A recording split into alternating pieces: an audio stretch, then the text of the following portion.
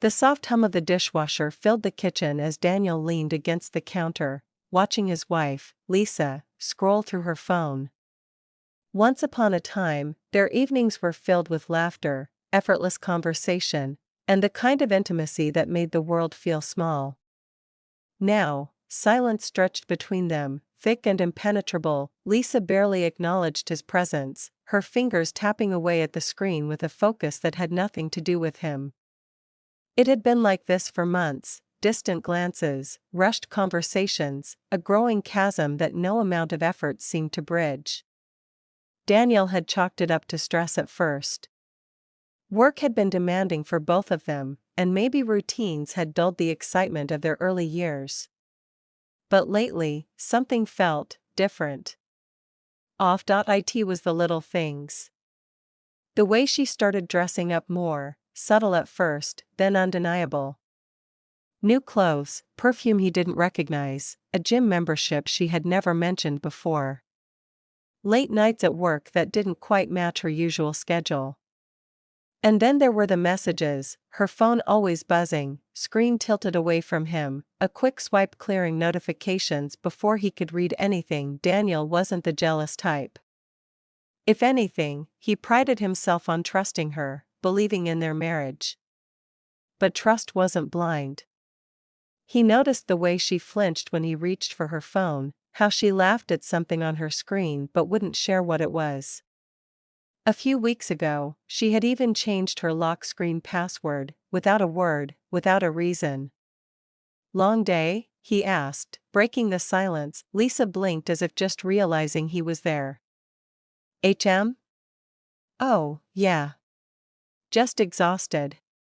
She barely looked at him. Her fingers kept moving, and whatever was on her screen held her attention more than her own husband. Daniel exhaled slowly, measuring his words. "You've been working late a lot. Everything okay?" A pause, just long enough to be noticeable. Then, a quick, dismissive smile. "Yeah, just swamped. We've got this new project, and it's taking up all my time."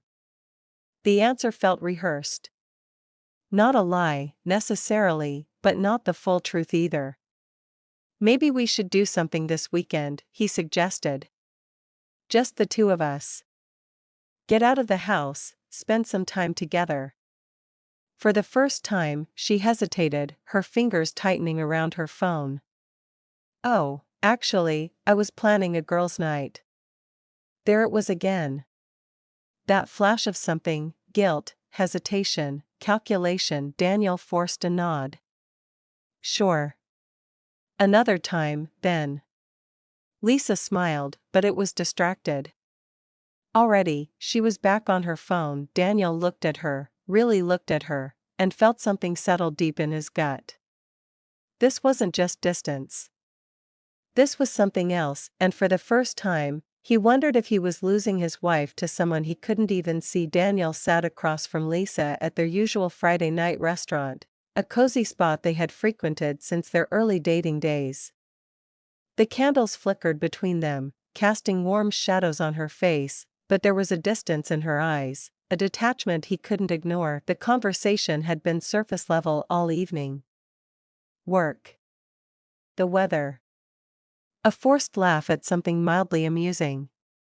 He had tried to reach her, to break through whatever wall she had put up, but she remained just out of reach. Then, as she swirled the last sip of wine in her glass, Lisa leaned forward with a sudden, deliberate air.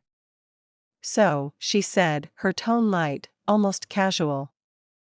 "I've been thinking, we should try something new. You know, spice things up a little." Daniel raised an eyebrow. "Like what?" She hesitated, just for a beat. Then, with a practiced nonchalance, she said, "A threesome." The word landed between them like a stone dropped into still water. Daniel blinked, unsure if he had heard her correctly. What?"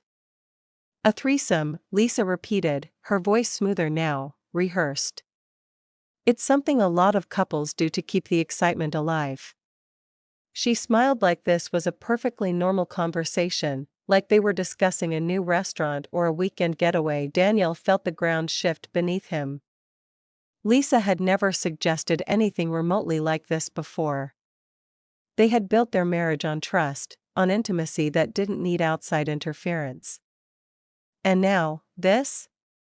Where is this coming from? He asked carefully, searching her face for any sign of playfulness, any indication that this was a joke. Lisa shrugged, swirling the stem of her wine glass between her fingers. I'd just been reading about it. Talking to some friends. Apparently, it's not that uncommon. And I think it could be good for us. For us, the way she said it made Daniel's stomach turn. This wasn't about them, not really. It was something else, something unspoken. He forced a chuckle, though it felt hollow. Lisa, you can be honest with me. Is this really about spicing things up, or is there someone specific you already have in mind? Her reaction was subtle but damning. A flicker of tension in her jaw. A slight shift in her posture, as if preparing for defense. Then, too quickly, she laughed. Oh my God, Daniel, don't be ridiculous. But he wasn't being ridiculous. He knew his wife, knew when she was hiding something. He leaned back, exhaling through his nose. Right. Well, I'll have to think about it. Lisa smiled, but it was forced. Of course. No pressure.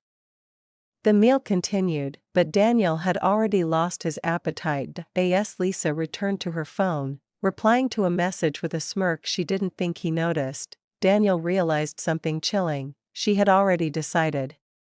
And he wasn't meant to be the one making the choice. Daniel couldn't shake the feeling that Lisa's proposal wasn't just a suggestion, it was a confession in disguise. His gut told him that something was already in motion, something he hadn't been meant to notice. That night, as Lisa slept soundly beside him, her phone vibrated on the nightstand. He ignored it at first. But then it buzzed again. And again. A pattern, too frequent to be random. A deep unease settled over him. Slowly, carefully, he reached for the device, his heart pounding in his ears. The screen was locked, of course, but the notifications flashed across the top. Can't wait for tomorrow. You sure he won't find out? Winky face. Daniel's breath hitched. His hands tightened around the phone as another message came through. Same time, same place. Don't back out now. He felt a cold wave of realization crash over him. This wasn't just a passing thought or a harmless fantasy. It was real. It was happening. Swallowing the bitter lump in his throat, he placed the phone back exactly as it was and lay down beside Lisa, staring at the ceiling. Sleep wouldn't come. His mind raced through every moment, every warning sign he had brushed aside. The next morning, Lisa was in an unusually good mood. She hummed while making coffee, smiled more than usual, and barely noticed the way Daniel studied her. Got any plans today? He asked casually, watching for her reaction. Lisa didn't even flinch. Just running errands, she said, breezy and unbothered. Might meet up with the girls for lunch. Another lie. Daniel forced a smile. Sounds nice.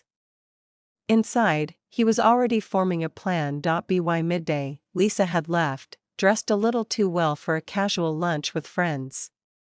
Daniel waited 10 minutes, then grabbed his keys and followed. He stayed far behind, keeping his distance as she drove across town, past the usual shopping spots, past any place she had mentioned. Finally, she pulled into the parking lot of a small boutique hotel. His chest tightened as he watched her check her reflection, smooth down her hair, and step inside without hesitation. Any lingering hope that he was overreacting shattered in an instant. Daniel didn't move. Didn't breathe. He just sat there, gripping the steering wheel so tightly his knuckles turned white. It wasn't the betrayal itself that burned the most, it was the realization that she hadn't even tried to hide it anymore. Lisa had already checked out of their marriage. She just hadn't told him yet. And now, as Daniel watched the doors close behind her, he knew one thing for certain: this was the beginning of the end. Daniel sat in his car, staring at the boutique hotel's entrance, a cold numbness settling over him. The reality of Lisa's betrayal had been confirmed, but now came the hardest part: what to do next. He could storm inside, demand an explanation, make a scene. But what good would that do? Lisa had already made her choice. Instead, he pulled out his phone and took a photo of her car in the parking lot. Then, he opened their shared banking app and checked recent transactions. As expected, a charge from the hotel appeared, proof of her lies, evidence of her deceit. He clenched his jaw and exhaled slowly. He wouldn't give her the satisfaction of an outburst. He would be smart. Precise. By the time Lisa returned home later that evening, she was all smiles, acting as if nothing had happened. Daniel sat at the dining table, waiting. When she entered, he placed a neatly stacked set of papers in front of him. Lisa frowned. "What's that?" "Divorce papers," he said evenly. Her expression flickered, confusion, then shock. "What? Daniel, what are you talking about?" He slid his phone across the table, the screen still open to the picture of her car in the hotel lot. Then, he tapped to show the bank statement. "I know, Lisa. I know everything." Her face drained of color. For the first time in months, she looked truly caught off guard. "Daniel, please, don't," he interrupted. His voice wasn't angry. It wasn't loud. It was resolute. "I gave you every opportunity to be honest with me. Instead, you tried to manipulate me into excusing your affair. That's not love. That's not marriage. And I'm done." Lisa's eyes welled up. "It was a mistake. It didn't mean anything." He let out a hollow laugh. "You don't accidentally cheat. You don't book a hotel room by mistake. You made a choice, Lisa. Now I'm making mine." For the first time, she truly panicked. She reached for his hand, but he pulled away. "We can fix this," she pleaded. "Please, don't throw everything away." Daniel stood, his heart steady. "I'm not the one who threw it away." With that, he walked past her, leaving her standing in the wreckage of what she had destroyed. Epilogue. Weeks later, Daniel sat at a cafe, feeling lighter than he had in years. The divorce was in motion. Lisa had tried to fight it at first, but the evidence was undeniable. Her affair partner? He had already moved on, leaving her alone in the ruins of her decisions. Daniel took a deep breath, letting the crisp air fill his lungs. He wasn't bitter. He wasn't broken. He was free. And for the first time in a long time, he was looking forward, not back.